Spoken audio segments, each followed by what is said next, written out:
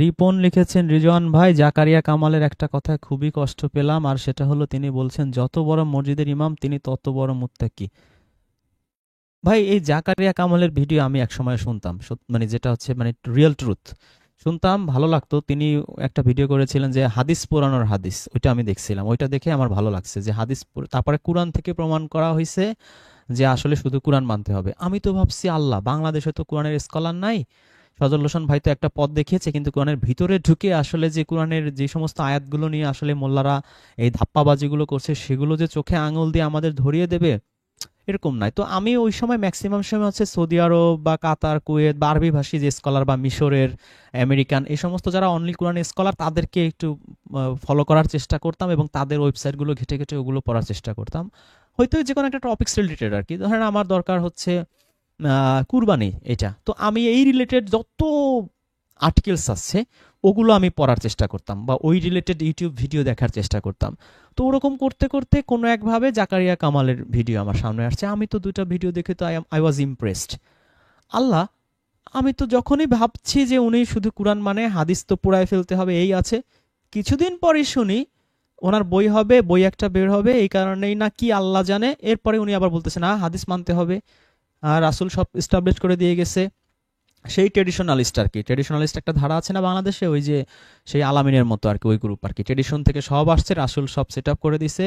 আর হচ্ছে যে মুসল্লা, ইব্রাহিমের মুসল্লা থেকে নামাজ নিতে হবে, এই সব আজগুবি কথা বলা শুরু করে দিছে। আর এখন আর অনলি কোরআনে নাই, এখন উনি কোরআন মানে, তারপরে হচ্ছে হাদিস মানে হচ্ছে ইয়ে হাদিস, ওই যে উনি ওনার ভাষায় হচ্ছে সেটা হচ্ছে ওই যে একটা হাদিস আছে না, ওই যে কল হচ্ছে আপনার ওই যে আল্লাহর, ওই কি জানো এটা কি হাদিস বলে জামিল ভাই, আরে কোনটা? ভুলে গেলাম। ওই যে একটা হাদিস আছে না সরাসরি আল্লাহর আল্লাহর কথা, ও, আরে উম, ভুলে গেলাম। ওইটা একটা টার্মস আছে জনপ্রিয়, ওই ওই ওই মানে ওই হাদিসগুলো মানতে হবে। তারপরে হচ্ছে ট্রেডিশন মানতে হবে, ঐতিহ্য মানতে হবে, এই সেই বলা টলার পরেতে বুঝছি যে এর শয়তানে ধরছে, অথবা বই বের করবে বই চালানোর জন্য। এখন এই এই যদি এই শুধু অনলি কোরআন হয় তাহলে তো মানুষ বই কিনবে না, হাদিসে কুদসি আমজনতা কুদসি কিনবে না। হাদিসে কুদসি হ্যাঁ কুচ্ছি হাদিসে কুচ্ছি, কুদসি রাইট রাইট। এই হাদিসে কুচ্ছি টুচ্ছি এগুলো মানতে হবে। আর আমার কাছে মনে হয়েছে, আমি জানি না, আল্লাহ ভালো জানে মনের খবর, যে এই বইটাই কেনার হয়তো বের হবে। এখন যদি হাদিসের পক্ষে না বলে তাহলে তো হাদিস ওয়ালারা বই কিনবে না, অবস্থা খারাপ। তো এই জন্য আর কি, আর পরে আর আমি পরে আমাকে নিয়ে আমি একটা ভিডিও করেছিলাম, আমাকে নিয়ে ওই যে আমি ইফতার নিয়ে করেছিলাম। তো ওইটা আবার শিয়ারা খুব পছন্দ করছে, কারণ শিয়াদের পক্ষে গেছে ওইটা, যে রাত হইলে ইলাল লাইল পর্যন্ত হচ্ছে ওই রোজা রাখতে হবে, তারপরে ইফতার করতে হবে, এর আগে ইফতার করলে হবে না। তো শিয়াদের পক্ষে গেছে। এখন কার পক্ষে যাবে কার বিপক্ষে যাবে এইটা তো আমরা বলি না, আমরা বলি কোরআনে কি আছে সেটা অ্যানালাইসিস করার চেষ্টা করি, তাই না জামিল ভাই?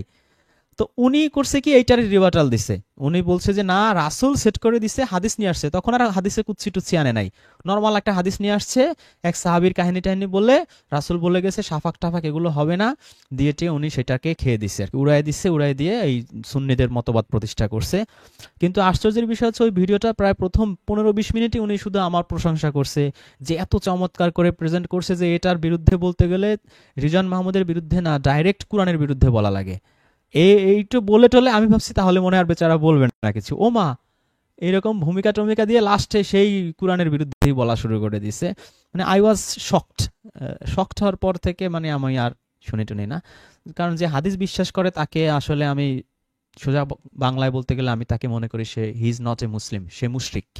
যে মনে করে যে আল্লাহর বাণী আল্লাহ কোরআনের মাধ্যমে দিবে, আবার মানুষের খুঁজে খুঁজে 200-300 বছর পরে এগুলোও করতে হবে, আল্লাহর বিধান কখনো এমন হইতে পারে না যে বিধানের কারণে মানুষ পরে জোরে আমিন আস্তে আমিন 8 টাকাত 20 টাকাত এগুলো নিয়ে মারামারি বাঁধাবে, ঝামেলা করবে, ইখতিলাফ করবে, এটা কখনো আল্লাহর বিধান হইতে পারে না। আল্লাহর বিধান আল্লাহ প্রোটেক্ট করে।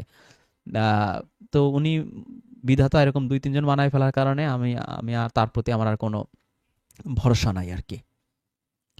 আচ্ছা, এরপরে কামরুল হক সরকার, ফিল্ম মেকার। কামরুল ভাই কি ফিল্ম মেকিং করেন, কি কি ফিল্ম করেন আমাকে তো জানাইলেন না কখনো, অনেকদিন ধরে পরিচয়। এনিওয়ে, আপনি লিখেছেন সজল ভাই ও আবদুল্লাহ রিবাটাল ভিডিও দেখে জাকারিয়া কামালের ভক্ত হয়েছিলাম, পরে দেখি ইনিয়ে ভিনিয়ে হাদিসের পক্ষে চলে যায়। ওই তো, পরে আমি তো নিজে ভক্ত হয়েছিলাম, পরে ওই যে উনি ইসে চলে গেছে হাদিসের মধ্যে চলে যাওয়ার পরের থেকে আর ভাল লাগে না। শয়তান আসলে কখন যে কারে ধরবে, কখন আমারে ধরে জানি না, কখন আমাকে ওই শয়তান এসে হাদিস খাওয়ায় দেয়, বুঝবেন যে সেদিন আমি পথভ্রষ্ট হয়ে গেছি, সেদিন থেকে আর আমার কথা শুনবেন না, এটা আপনাদের আগেই জানায় রাখি। তাহলে কিন্তু পথভ্রষ্ট হয়ে যাবেন। আর কাউকে রোল মডেল মনে করবেন না, রোল মডেল হচ্ছে একমাত্র কোরআন। কুরআন যা বলবে তাই, এটার বিরুদ্ধে যে বলবে তার খবর আছে, সে আমি বললেও আমার মানে আমার আমার আমার কাছ থেকে দূরে সরে যাবেন, এটা আমি ইন অ্যাডভান্স আমি জানাই দেই ভাই। কারণ শয়তান কিন্তু বসে নাই, শয়তান সবকিছু অস্ত্র টস্ত্র নিয়ে রেডি হয়ে আছে। এবি হাসনাত লিখছে, জাকারিয়া কামালের মুখে আপনাদের চ্যানেলের নাম প্রথম শুনি, পরে আপনাদের চ্যানেল দেখতে থাকি, এখন আমি কোরআন মানি। ঠিক আছে, আল্লাহ কাকে দিয়ে যে কি কাজ করাবে। অনেক সময় হয় কি, হুজুরে অনেক সময় অনেকের করে, যেমন অনেকেই ওই যে যখন সজল রোশন আর আবদুল্লাহর ভিডিওটা যখন হইলো, বাসটা হইলো, আমি কিন্তু ওই অনলি কোরআন যারা মানে তাদের কথা শুনে কিন্তু ওইটা দেখি না, আমি শুনছি যারা হাদিস মানে তাদের কথা শুনেই। তারা বলতেছে আরে ভাই সেই রকম বাহাস হয়েছে, আবদুল্লাহ তো পুরো শোয়াই দিছে আহলে কোরআন একটারে। পরে আমি ভিডিও দেখে আমি বলি কি কি শোয়াইলো, কি বসাইতেও তো পারে নাই, কি আবল তাবল। আমি নিজেই তো হয়ে গেছি, কিন্তু আমাকে দেখাইছে কিন্তু হাদিসের লোকজন। তো এরকম হয় আর কি, হাদিসের লোকজনই আমাকে দেখায়, আর পুরো আমি কোরআনের মধ্যে চলে গেছি। আচ্ছা যাই হোক, আমাদের সাথে আহ এক ভাই আছেন, তাকে সাথে একটু কথা বলি, রাইহান আহেম। জি রাইহান আহেম, আপনি আনমিউট করে কথা বলেন। সালাম আলাইকুম ভাই। জি সালাম আলাইকুম, জি বলুন ভাইজান। ভালো আছেন? জি ভাইজান আলহামদুলিল্লাহ। ভালো। ভাই একটা কথা বলি, আমাদের আমার বাড়ির পাশে এক মসজিদ, বুঝছেন? সেক্ষেত্রে সাধারণ মানুষকে খুবই তাড়াতাড়ি মাথার মগজ নষ্ট করে এভাবে যে নবীর ওয়ারিসগণ ওলামায়েগণ, অতএব নবী যা করে গেছে এর ওয়ারিসগণ ওলামায়েগণ মানে মোল্লারা। তো আমার প্রশ্ন হচ্ছে গা, এই কথা বাস্তবে কি কোরআনে কি আছে তারা যেরকম বলে?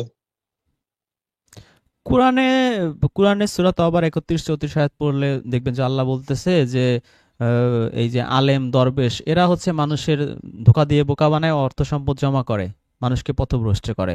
কোরআনে তো মোল্লা সম্পর্কে যা বলা সেটা তো নেগেটিভ। আর হচ্ছে নবীর ওয়ারিস মোল্লারা আমি মেনে নিলাম। মোল্লা কারা?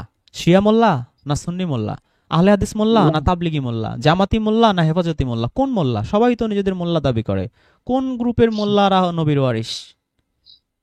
তারা এই সাধারণ মানুষকে এভাবে তুলে ধরে যে নবীর ওয়ারিসগণ তো আমরাই, এবং ওলামায়ে বলতে তো আমরাই, মুফতি, মুহাদ্দিস, মাওলানা।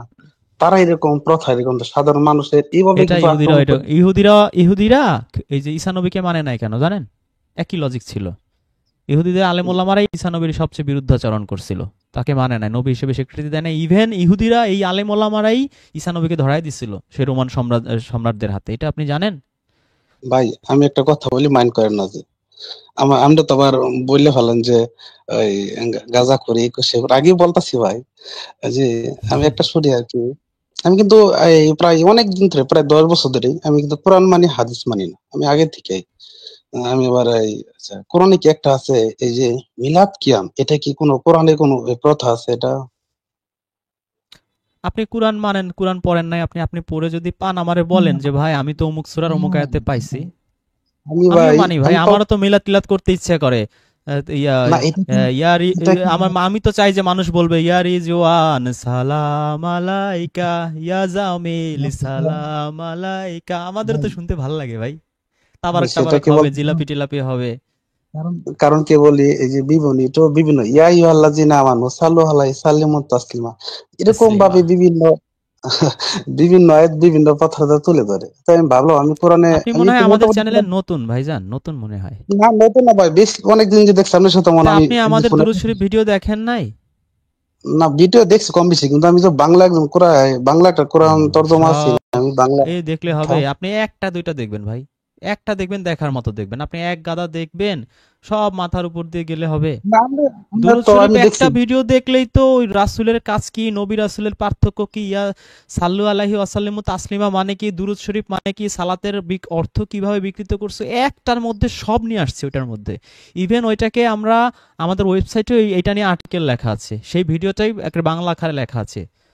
এইটা পড়ার পর আমি আপনি মিলাদ কিয়াম করার জন্য উতলা হয়ে গেছেন, আরে ভাই খুবই এত দুঃখজনক। উতলা যেটা আমি বললাম সেটা আছে না কিরকম বলে অনেক, এবং কি আরেকটা দেখে এই যে বিভিন্ন এটা বলে আল্লাহ বলে তার নবীর উপরে মিলাদ করছে এই সেই, তাই আমি ভাবলাম যে এটা কোরআন, আমি আবার বাংলা কোরআন তর্জমা আল্লাহ দেখলাম। নবীর উপরে মিলাদ পড়ছে কোন আল্লাহর কাছে? আমরা তো না হয় বলি আল্লাহুম্মা সাল্লি আলা মুহাম্মদ, আল্লাহ নবীর উপরে সাল্লাহ করো। আল্লাহ আবার আরেক আল্লাহরে যায় বলে আল্লাহ কোন আল্লাহর কাছে এই নবীর জন্য দুরূদ পড়ে? আমার একটু বলতে আল্লাহ পারেন বলে ভাইজান? মানে কি এরকম আয়াতে বলে যে আল্লাহ পাক নবী যখন পৃথিবীতে আসছে তখন বলে নবীর উপরে ফেরেশতাগণ নিয়ে এরকম দূরত পড়ে আর কি। তো ভাবলাম যাও সেটা আমি শুনি না, কিন্তু আমি এই যে অনেক সময় কোরআন বাংলা তর্জমায় দেখলাম এরকম ভাই আমি দেখি নাই। তারপর আপনাদের ভিডিও আগে দেখলাম সালাত নিয়ে জাকাত নিয়ে বিভিন্ন, খুব ভালো লাগছে ভাই। এরকম ভাই প্রথাটা আমি দেখলাম আর কি, এটা কি কোরআন না তো আমি। আচ্ছা আচ্ছা, এখানে নীল আকাশ, সে লিখছে তাফসিরে রেজওয়ান মানতে আমি বাধ্য কেন? কেউ বুঝিয়ে বলবেন? তাফসিরে রেজওয়ান তো কেউ করে না ভাই। আপনি লাল পানি মনে হয় সকাল 10টায় খাওয়া শুরু করছেন। আমরা তাফসির কেউ করি নাকি? আর আপনি এই যে আহলে হাদিস, যেহেতু আপনি আসেন, আমাদের সাথে বসেন, লিংক আছে, লিংকে আপনি ঢোকেন, ঢুকে আপনি 20 মিনিট আপনি আপনার তাফসির হাদিস প্রতিষ্ঠা করবেন। তারপর আমরা 20 মিনিট আমরা হাদিস উড়াই দেবো ফু দিয়ে। বাস, আপনার সময় আমি কথা বলবো না, আমার সময় আপনি কথা বলবেন না, দর্শক বিচার করবে। বুকের পাটা থাকলে আসেন এইখানে। এরকম এই মিথ্যাচার করে তো ভাই কোনো লাভ নাই। কোনো লাভ আছে? আচ্ছা, এরপরে আহ, কে লিখলো এটা? আমরা আসলে লিখছে মর্জিনা আপু, আপনি তার ব্যবহার লক্ষ্য করেননি। তিনি আন্তাজে আমাকে আবু জেহেল ট্যাগ লাগাই দিল, আবার পাগল টাগল কি না বললো। আন্তাজে না, আপনি যে কমেন্টটা করেছেন কমেন্টটা হচ্ছে পুরোপুরি আবু জেহেল মার্কা কমেন্ট। আপনি কমেন্টটা আমি স্ক্রিনে এনেছিলাম, আপনি ব্যাকে গিয়ে আবার দেখবেন। আমরা মানুষকে পথভ্রষ্ট করি, আমরা অপব্যাখ্যা করি, আমরা গান বাজনার এগুলা যদি অ্যালাউ করি, তারপরে হচ্ছে মানুষ পথভ্রষ্ট হবে, এই হবে, এগুলো সব বলছে নোমান আলী খান। সে নিজে বলছে যে আমি এটা পাই নাই, কোরআনে কোথাও হারাম খুঁজে পাই নাই। সেইটা বলছি, আপনি আমাদের অ্যাটাক করা শুরু করছেন। তো আপনাকে কি বলবো, এর চেয়ে সুন্দর ভাষা ভাই আমাদের জানা নাই। আপনি নিজে দুইটা মানুষকে পচায় দিচ্ছেন পুরা, নোমান আলী খান এবং আমি দুজন তো একই কথা বলছি। নোমান আলী খানও বলছে যে সে কোথাও কোরআনে খুঁজে পায় নাই হারাম গান বাজনা, আমিও বলছি তা আমিও খুঁজে পাই নাই। একই কথা দুজন মানুষ বলছি। দুজন নোমান, আপনি না হয় আমাকে মনে করতে পারেন যে কে রামশ্যাম যদু মধু, নোমান আলী খানকেও যদি মনে করেন রামশ্যাম যদু মধু, তাহলে আপনি আবু জেহেল এই ট্যাগ ঠিক আছে, আপনার জন্য পারফেক্ট। আপনি এই ট্যাগ আপনি ডিজার্ভ করেন।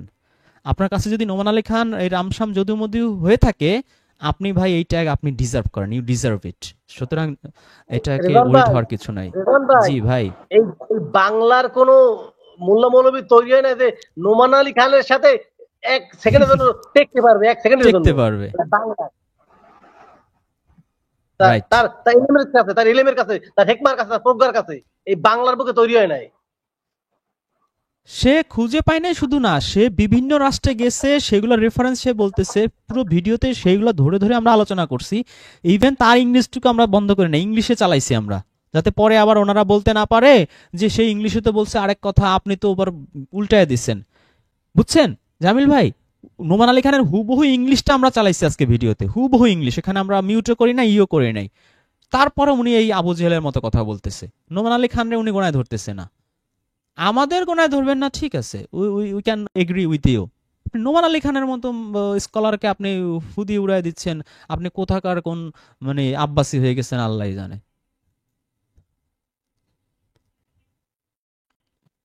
জি, আমাকে কি শুনতে পাওয়া যাচ্ছে? আচ্ছা, নীল আকাশ যদি বাহাসে না আসে, নীল আকাশে 5 মিনিট পরে ব্লক করে দেবো আমরা। যদি বাপের বেটা হয়ে না থাকে, এসব মামুর বেটার সাথে আমরা আমরা আমাদের তার কমেন্টের রিপ্লাই দেবো না, আমাদের যারা প্রিয়জন আছে তাদের কমেন্ট পড়বো, একটু স্ক্রিনে উঠাবো। এইসব এইসব এই যে হাদিসের মুশরিকদের সাথে এত টাইম নষ্ট করারই নাই। সে পাগলের মতো কমেন্ট করবে, বাপের বেটা না, সে সাহস করবে না বাহাসে আসার, সে এরকম পাগলামি করবে। তার কমেন্টের জন্য আমরা আমাদের প্রিয়জনদের কমেন্ট পড়তে পারবো না, এটা হয় নাকি? জি ইমাম মেহেদি ভাই। আমাকে শুনতে পাওয়া যাচ্ছে ঠিকঠাক? না ভাইয়া, আপনাকে ঠিকঠাক শোনা যাচ্ছে না, আপনি আরবিতে কথা বলেন। তো এতে ঝামেলায় ফেলে দিলেন এখন আমাকে আপনি। আরবি তো ওইভাবে পারবো না আমি। তা শুনতে পাচ্ছি না, কি করবো তাইলে ভাই? আরবিতে না বললে রসুল অনুসরণ করবে কিভাবে? তা সুন্নাত সুন্নাত তো পালন করা লাগবে না? হ্যাঁ, ওই আতিউল্লাহ আতিউর রসুল এই আয়াতের উপর আমল করবে কিভাবে? জামিল ভাই বলেন তো একটু। কথা বলছে। ঘটনা হচ্ছে তখন কথা বলতে নিয়ে একটা ফোন আসছিল, এই জন্য সমস্যা হচ্ছিল। চিন্তা করলাম এখনো সমস্যা হচ্ছে কিনা, কারণ আমি জামিল ভাইকে দেখতেছি, ওনার কথা শুনতে পাচ্ছি, কিন্তু ওনার ছবিটা বারবার আটকে যাচ্ছে। চিন্তা করলাম যে আমার কথা আবার আটকে যাচ্ছে কিনা, এই জন্য আর কি। তো যাই হোক, আসলে বিষয়টা হচ্ছে যে আহ ওই যে কোরআনে যেটা আমরা পাই না, সেটা আমাদেরকে দাঁড় করাতে হবে। এটা আমাদের মিশন, মানে আম পাবলিকের মিশন।